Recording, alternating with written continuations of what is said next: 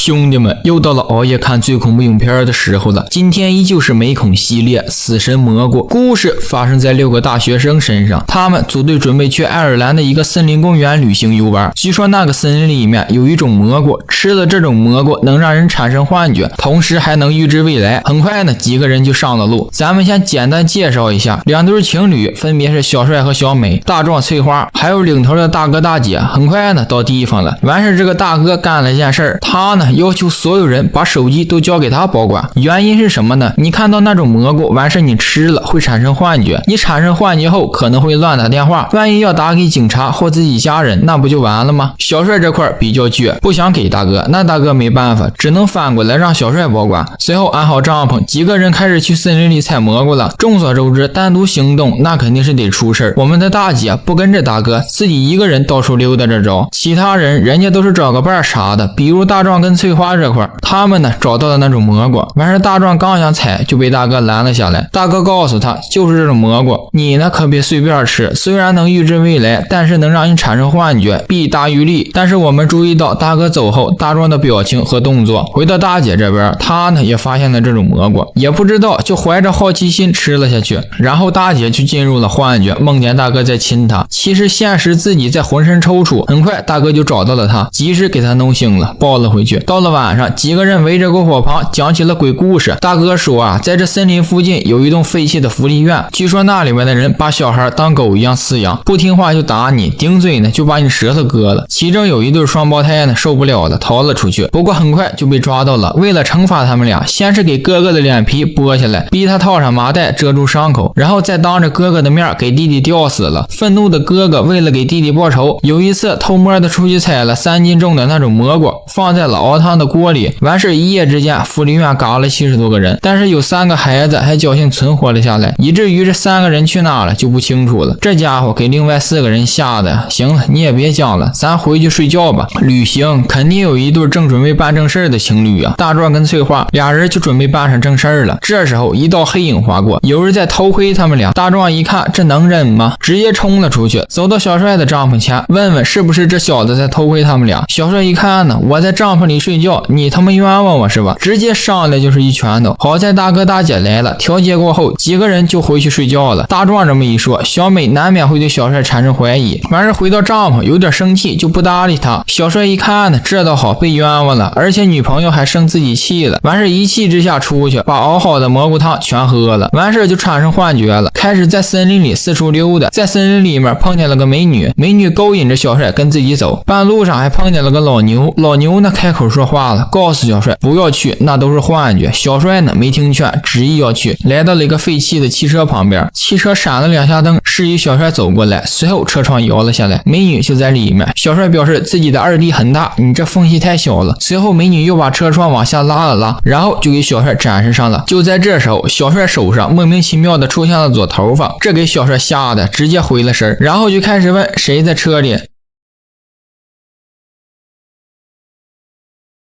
只见黑衣人揪着小帅的二弟就给他抓了回来。从表情上来看，小帅十分的享受。随后小帅死于黑衣人的斧子之下，同时大姐也从睡梦中惊醒。原来刚才的一切都是大姐做的预知梦。这时候他急忙出去，来到了小帅的帐篷前，发现小帅没在里面，就开始在森林里寻找他。果然在不远处找到了他，随后把他叫了回去，送到了帐篷里。等到第二天，小美醒来，发现自己的头发让人剪了，而且小帅也不见了。随后把这个消息告诉了另外几个人，几个人开始没当回事，但是又想起来手机都被他保管了，一看呢他没放在车上，肯定是都拿走了。完事几个人就分头去寻找。大姐这块正往前走着呢，突然停下来了，又开始产生幻觉了，看到前面有个黑衣人，然后他就叫着翠花跟小美赶紧一起跑。这家伙拼命的往前跑，连口气都没来得及喘。等停下的时候，小美问大姐看见啥了呀，让我们跑这么快。大姐说我看见了个黑衣人，而且昨天晚上做梦的小帅领盒饭了。接着大姐就坦白了，承认自己吃了那种蘑菇了。然后仨人又踏上了寻找小帅的路上。途中小美跟翠花因为昨天晚上发生的事儿给吵了起来，直接上手了。俩人呢不小心滚了下去。小美看见了个人手，等扒下来这么一看呀，哎呦我操了，吓坏了，是小帅的身体。安慰小美的同时，大姐又察觉到那个黑衣人过来了，就安定好俩人，自己过去看看。果然，大姐在不远处看到了黑衣人，就叫上翠花和小美，接着一起跑。跑的时候，大姐不小心摔倒了，随后又预知到了未来。她看到了翠花找到了一个小木屋，向里面的人发起了求救。屋主让她进来了。经过聊天得知，这俩人就是当年存活下来的那其中2个孩子。由于两人长时间在森林里居住，已经很久没有见过女人了，于是看到翠花后便见色起心了。意识到自己处境不对，翠花急忙躲进了旁边的房间里。醒来后的大姐跑到了河边，在河边发现了翠花的包，显然她已经遇害了。回到大哥跟大壮这边，俩人也遭到了不明生物的袭击，就开始跑。很快大姐也找到了小美，俩人在河边还碰到了大哥他们，相约在废弃福利院见面。接着大姐把翠花遇害的消息告诉了小美，并且说大哥讲的故事是真的，具体翠花是怎么死的，时间呢往前倒，她呢从木屋里面跑了出来，似乎被什么东西逼到了树上。等这么一看，原来也是当年活下来的孩子其中之一，不过长时间自己一个人在森林里居住，变得野性十足了。接着两人同时放下了手中的武器，翠花从身上掏出了些糖果递给了对方。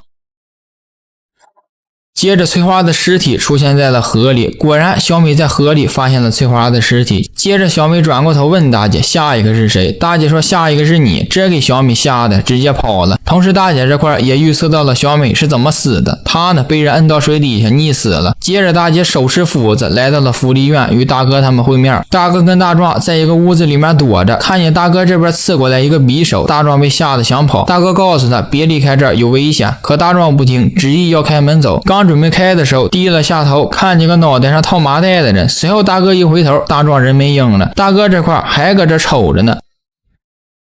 这给大哥吓得急忙从窗户上跳了下来，把腿给摔断了。同时大姐这块一直没找到他们，也跑了出来，正好就看见了大哥。随后大姐就扶着大哥往回走，这时候她说她又感觉到黑衣人来了，把大哥自己一个人丢在了一旁，自己拿着斧子上前去看看。大哥一个人待着肯定是有危险。